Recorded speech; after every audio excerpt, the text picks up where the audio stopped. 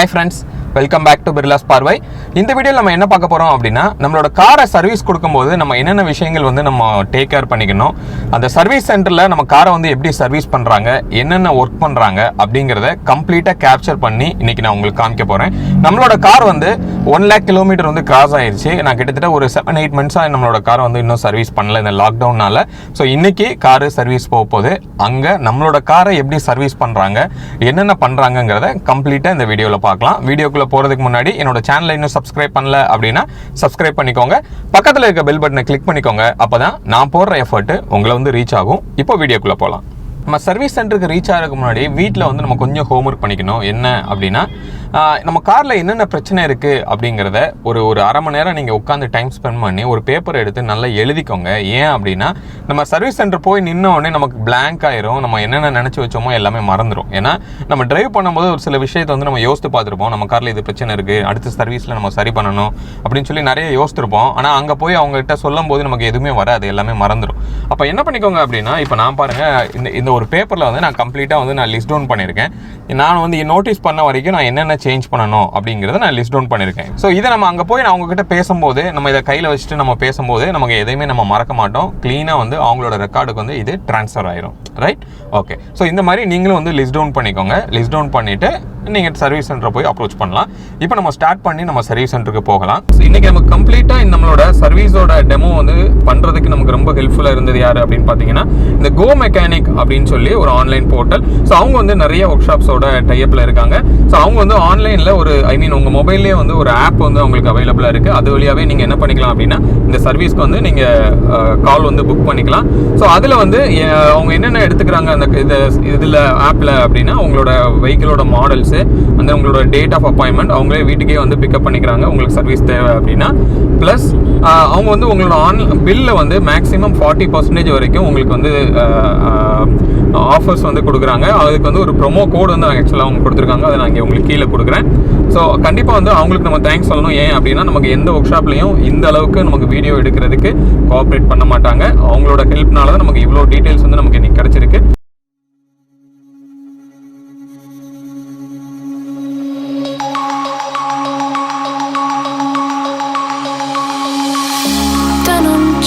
Broken dreams in my pocket, golden thing round my neck like a locket.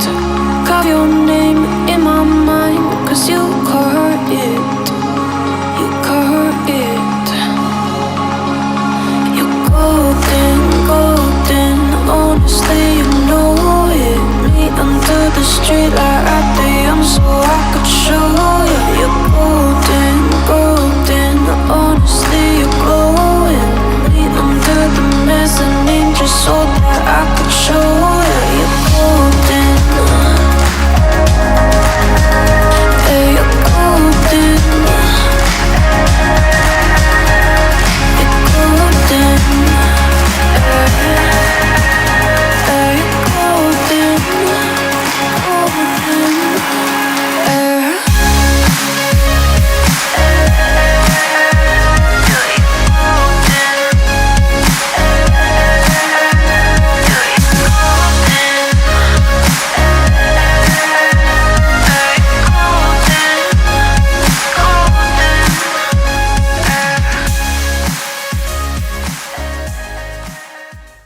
First வந்து நம்ம என்ன check பண்ண போகிறோம் அப்படின்னா, இன்ஜின் ஆயில் வந்து எப்படி இருக்குது அப்படிங்கிறத நம்ம செக் பண்ண போகிறோம். ஸோ இந்த இன்ஜின் ஆயிலை செக் பண்ணுறதுக்கு நமக்கு இங்கே வந்து இந்த மாதிரி ஒரு எல்லோ கலரில் ஒரு நாப் ஒன்று இருக்குது. இது ஒரு கார்லேயும் ஒரு மாதிரி ஒரு இடத்துல இருக்கும். ஸோ இந்த மாதிரி ஃபிங்கரை உள்ளே விட்ற மாதிரி இந்த மாதிரி ஒன்று இருக்கும். ஸோ இதை நீங்கள் எடுத்து பார்த்தீங்க அப்படின்னா, இங்கே நான் உங்களுக்கு காமிக்கிறேன். ஸோ இதில் ஃபஸ்ட்டு நீங்கள் எடுத்தோடனே என்ன பண்ணணும் அப்படின்னா, ஒரு இடம் நல்லா வைப் பண்ணிவிட்டு அந்த மார்க்கிங்கை வந்து அந்த ஆயில் கம்ப்ளீட்டாக நீங்கள் இந்த மாதிரி ரிமூவ் பண்ணிக்கோங்க. ரிமூவ் பண்ணிவிட்டு திருப்பி நீங்கள் என்ன பண்ணணும் அப்படின்னா, உள்ளே இன்சர்ட் பண்ணி ஃபுல்லாக கீழே வரைக்கும் நீங்கள் இன்சர்ட் பண்ணிவிட்டு திருப்பி எடுத்திங்கன்னா, இது வந்து 2 டாட் இருக்குது பாருங்கள். இங்கே ஒன்று இருக்குது, அண்ட் தென் கீழே ஒன்று இருக்கும். ஸோ இது வந்து எதுக்காக அப்படின்னா, இது வந்து மேக்ஸிமம் லெவல், இது வந்து minimum level.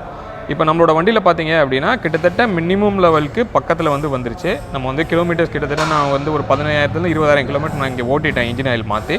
So almost lower லெவலுக்கு வந்து இன்ஜின் ஆயில் வந்துருச்சு. ஸோ இன்னொன்று பார்த்தீங்க அப்படின்னா, இந்த இன்ஜின் ஆயிலோட ஸ்மெல் வந்து கண்டுபிடிக்கலான்னு சொல்கிறாங்க. ஸோ நம்ம இதை மோந்து பார்த்தோம் அப்படின்னா ஓரளவுக்கு தீஞ்ச ஸ்மெல் வருது. அப்படி தீஞ்ச ஸ்மெல் வருது அப்படின்னா அந்த ஆயில் வந்து ஆல்மோஸ்ட் கண்டம்ட் ஆயிடுச்சு அப்படின்னு அர்த்தம். ஆனால் கலர் வந்து பார்த்தீங்க அப்படின்னா கிட்டத்தட்ட ஒரு ப்ரௌன் கலராக இருக்கும். பெட்ரோல் கார் எடுத்துக்கிட்டிங்க அப்படின்னா அது வந்து ஒரு ப்ரௌன் கலராக இருக்கும். இதே இது ஒரு டீசல் கார் எடுத்துட்டிங்க அப்படின்னா ஒரு மாதிரி நல்ல கருப்பு கலரில் இருக்கும். இன்னொன்று வந்து டீசல் காரில் இது நம்ம கைட்டை தொட்டு நம்ம இப்படி பண்ணி பார்த்தோம் அப்படின்னா டீசல் காரில் வந்து ரொம்ப திக்காக இருக்கும் அது கருப்பு கலரில். பட் பெட்ரோல் காரில் இந்த மாதிரி ப்ரௌன் கலரில் இருக்குது. ஆனால் ஒரு பிசுபிசுப்பு வந்து இல்லை ஆக்சுவலாக, ரைட்? ஸோ இப்போ இந்த நம்மளோட கண்டிஷன் வந்து என்ன அப்படின்னா இன்ஜின் ஆயில் சேஞ்ச் பண்ணுற கண்டிஷனில் தான் நம்மளோட வெஹிக்கிளில் இருக்குது. ஸோ இப்போ இன்ஜின் ஆயிலை நம்ம சேஞ்ச் பண்ண போகிறோம். இப்போ இவங்க என்ன சொல்கிறாங்க அப்படின்னா நம்ம நிறைய இடத்துல 2 வீலரில் கூட பார்த்துருப்போம், கார்லேயும் பண்ணுறாங்க. ஒரு பம்பை வச்சு மேலே வழியாகவே உறிஞ்சி வெளியே எடுக்கிறாங்க. ஸோ அப்படி எடுக்கக்கூடாது, கீழே வழியாக எடுத்தால் தான் கசடும் சேர்ந்து வெளியே வரும்னு சொல்கிறாங்க. அதான் வந்து ஆயிலோட அவுட் சொல்கிறாங்க. அதை வந்து இப்போ ரிமூவ் பண்ணுறாங்க. ரிமூவ் பண்ண உடனே ஆயில் வந்து கீழே உழுக்க ஆரம்பிக்கும்.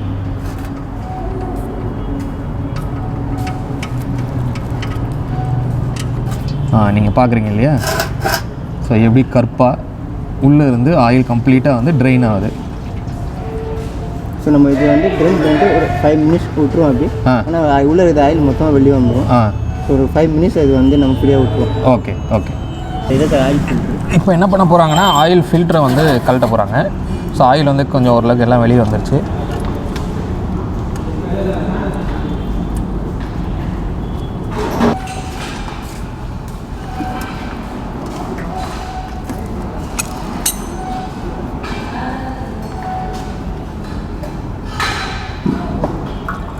நீங்கள் பார்க்கலாம் அதிலிருந்து அந்த ஃபில்ட்ரு வழியாக ஆயில் வந்து வெளியே வருது.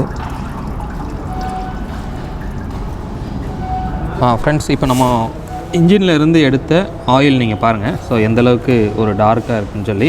ஸோ இது வந்து நம்ம இதிலேருந்து எடுத்த ஆயில் ஃபில்டர். ஸோ இந்த ஃபில்டரை வந்து நம்ம என்ன பண்ண போகிறோம் அப்படின்னா சேஞ்ச் பண்ண போகிறோம், ரைட்?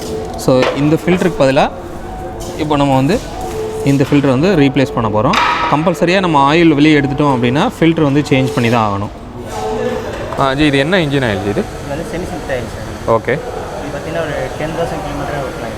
ஓகே. சிந்தட் ஆயில் ஊற்றிங்கன்னா 20,000 ஓட்டணும். பட் இது 10,000 வரைக்கும் யூஸ் பண்ணுவோம். ஓ ஓகே. சரி, இப்போ எத்தனை லிட்டர் இதில் ஊற்றுறீங்க? 3.5 சார். இது எல்லா வண்டிக்கும் இந்த 3.5 தானா இல்லை மாறுமா? கெப்பாசிட்டி 3.5. வேறு வண்டி பார்த்தீங்கன்னா மாறுமா அது? ஓகே. ஸோ இங்கே பார்க்குறீங்க நம்ம இன்ஜினில் வந்து இப்போ இந்த ஆயில் வந்து ஊற்றுறோம். ஃப்ரெண்ட்ஸ், இப்போ நீங்கள் இங்கே பாருங்கள், இது வந்து நம்ம இதிலேருந்து ஏற்கனவே கலெக்டின ஒரு ஏர் ஃபில்ட்ரு. ஸோ இது கம்ப்ளீட்டாக வந்து சோக் ஆயிடுச்சு. ஸோ அதனால் நம்ம இப்போ என்ன பண்ண போகிறோம் அப்படின்னா புதுசாக வந்து ஏர் ஃபில்ட்ரு மாற்ற போகிறோம். நீங்கள் கலர் டிஃப்ரென்ஸ் பார்க்கலாம். இப்படி இருந்த ஒரு ஏர் ஃபில்ட்ரு இந்த மாதிரி மாறி இருக்குது. கிட்டத்தட்ட ஒரு 20,000 to 25,000 கிலோமீட்டர்ஸ் வந்து முன்னாடி இதை மாற்றினது ஆக்சுவலாக. ஸோ இதை வந்து இப்போ நம்ம சேஞ்ச் பண்ண போகிறோம்.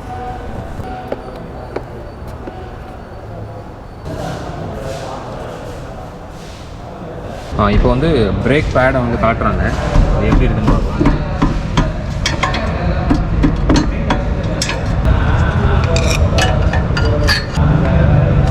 இதுதான் வந்து பிரேக் பேடுக்கு.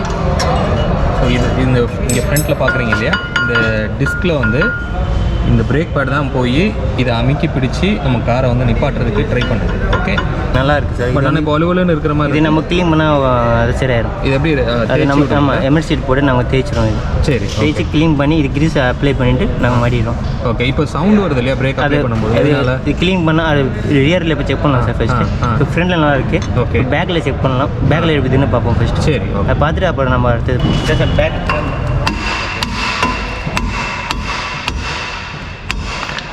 இப்போ வந்து பேக்கில் வந்து நமக்கு ட்ரம் பிரேக்கு, ஃப்ரண்ட்டில் டிஸ்க்கு. ட்ரம் எப்படி இருக்குன்னு பாருங்கள். இங்கே இருக்கு இல்லையா?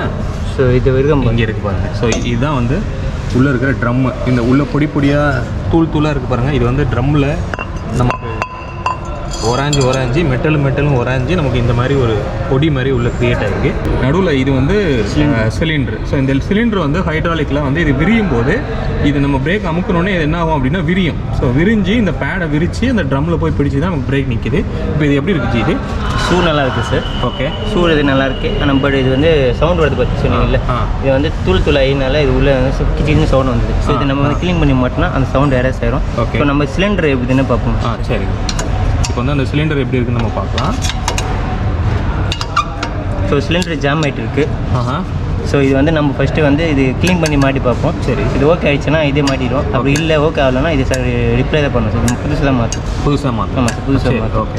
ஸோ இப்போ நம்ம வண்டியில் என்ன சொல்லியிருந்தோம்னா ஹேண்ட் பிரேக் வந்து சரியாக பிடிக்கல அப்படின்னு சொல்லியிருந்தோம். ஸோ அதுக்கு என்ன பண்ணுறாங்க அப்படின்னா இதை அட்ஜஸ்ட் ஸோ இது வந்து நம்ம லைட்டாக அட்ஜஸ்ட் பண்ணோம்னா ட்ரம் கொஞ்சம் டைட்டாக போகும். ஹேண்ட் பிரேக்கும் லைட்டாக மேலே வந்துடும். ஹேண்ட் பிரேக்குக்கும் இந்த ட்ரம்முக்கும் அந்த ஹேண்ட் பிரேக் போட்டாலும் இந்த ட்ரம்மு விரியுமா? ஹேண்ட் பிரேக் போட்டால் இந்த சிலிண்டர் விரியுமா?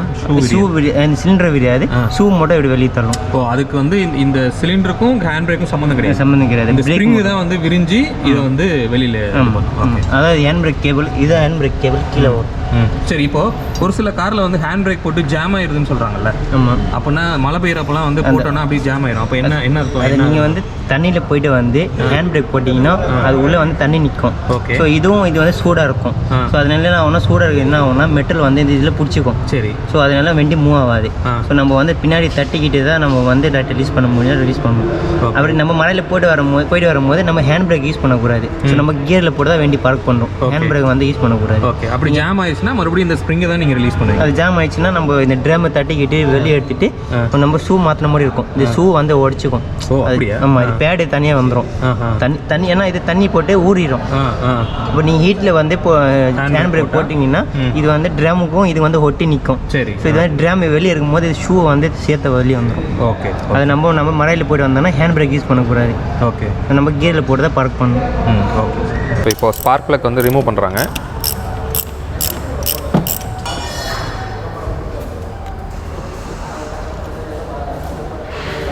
இங்கே பார்க்குறீங்க, இப்போ அந்த ஸ்பார்க் ப்ளக் வந்து நம்ம வெளியே எடுத்துட்டோம். ஸோ இந்த டிப்பு தான் வந்து ஆக்சுவலாக ரொம்ப ரொம்ப இம்பார்ட்டன்ட். இதில் எப்படி இருக்குது இப்போ? இது நல்லா தான் சார் இருக்குது. ஓகே. நம்ம இது ஜஸ்ட் க்ளீன் பண்ணி போட்டால் இது ஓகே ஆயிரும். மாற்ற தேவையில்லை இல்லையா? இங்கே காமிங்க.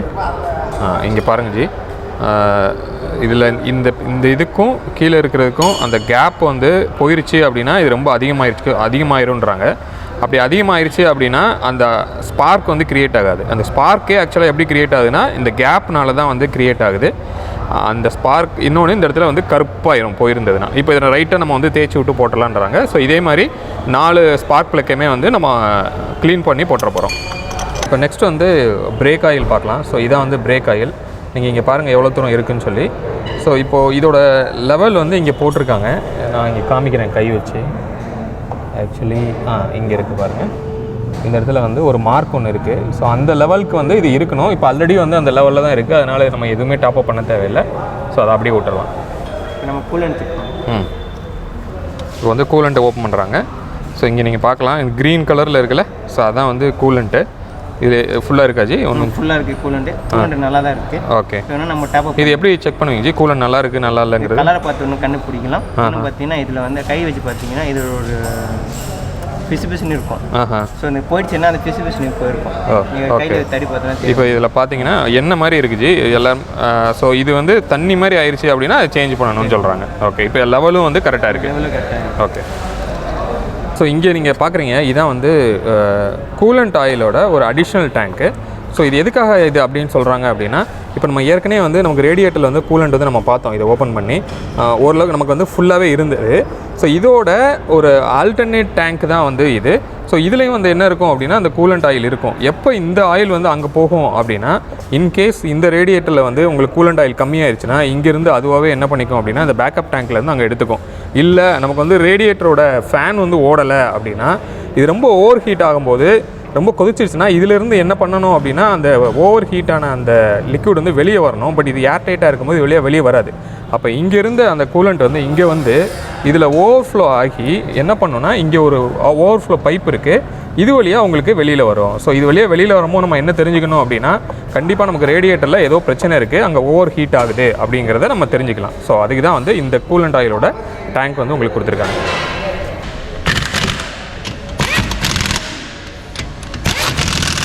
ஃப்ரெண்ட்ஸ், இப்போ வந்து ஆல்மோஸ்ட் எல்லா ரெகுலர் மெயின்டெனன்ஸ் வந்து நம்ம கம்ப்ளீட் பண்ணியாச்சு. இப்போ ஃபைனலாக என்ன பண்ண போகிறோம் அப்படின்னா வீல் அலைன்மெண்ட் வந்து செக் பண்ண போகிறோம். ஸோ அதுக்கு தான் வந்து இப்போ இங்கே வந்திருக்கோம். இங்கே பாருங்கள். ஸோ இங்கே என்ன பண்ணுறாங்க அப்படின்னா அந்த வீல் அலைன்மெண்ட்டோட அந்த ரிஃப்ளெக்டர்ஸ் வந்து வீலில் ஃபிக்ஸ் பண்ணுறாங்க. ஸோ இந்த வீல் அலைன்மெண்ட்டை பற்றி, இது எதுக்காக வீல் அலைன்மெண்ட் பண்ணணும், எப்படி பண்ணுறாங்க அப்படிங்கிறத நம்ம தனியாக இன்னொரு வீடியோவில் டீட்டெயில்டாக பார்க்க போகிறோம். இப்போ இங்கே ரீடிங் பாருங்கள். ஆக்சுவலாக இது வந்து லெஃப்ட் சைடுக்கு, இது ரைட் சைடுக்கு. லெஃப்ட் சைடு வந்து ஆக்சுவலாக 1 இருக்கணும். ஸோ லெஃப்ட் சைடில் கரெக்டாக இருக்குது. ரைட் சைடில் ஆல்மோஸ்ட் 0.9 இருக்குது. அவங்க சொல்கிறாங்க இது ஓகே அப்படி சொல்லி. ஸோ இது வந்து -1.2 இருக்குது. அதாவது ரைட் சைடு வீல் மட்டும் அலைன்மெண்ட் வந்து தப்பாக இருக்குது. இப்போ இது வந்து நம்ம கரெக்ட் பண்ணணும் இதை. ஸோ இப்போ அந்த ரைட் சைடு வீலில் வந்து அலைன்மெண்ட் தப்பாக இருந்தது இல்லையா? ஸோ அதை வந்து இப்போ கரெக்ட் பண்ண போகிறோம். ஸோ அதுக்கு வந்து ரைட் சைடு வீலில் இருக்கிற அந்த போல்ட் பேர் என்ன ஜி?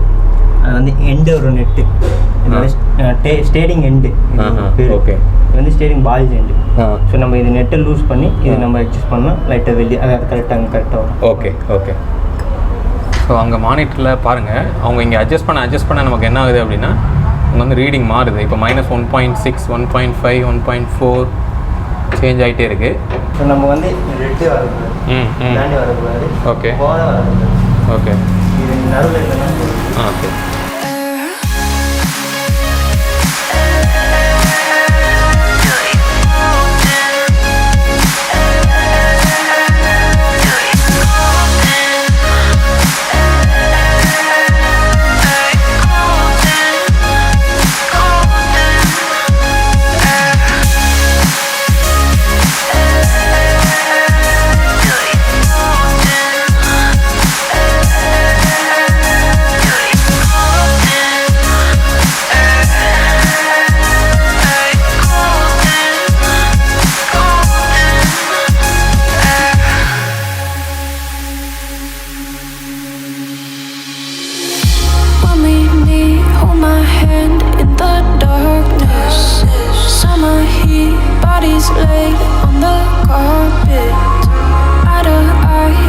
ஃப்ரெண்ட்ஸ், இப்போ நம்ம வந்து கம்ப்ளீட்டாக வந்து ரெகுலர் மெயின்டெனன்ஸ் என்னென்ன பண்ணணுமோ அது எல்லாமே பண்ணியாச்சு. இன்ஜின் ஆயில் மாற்றியாச்சு, பிரேக் ஆயில் செக் பண்ணியாச்சு, பிரேக் ஷூஸ் எல்லாமே வந்து ரிமூவ் பண்ணி கம்ப்ளீட்டாக க்ளீன் பண்ணி போட்டாச்சு.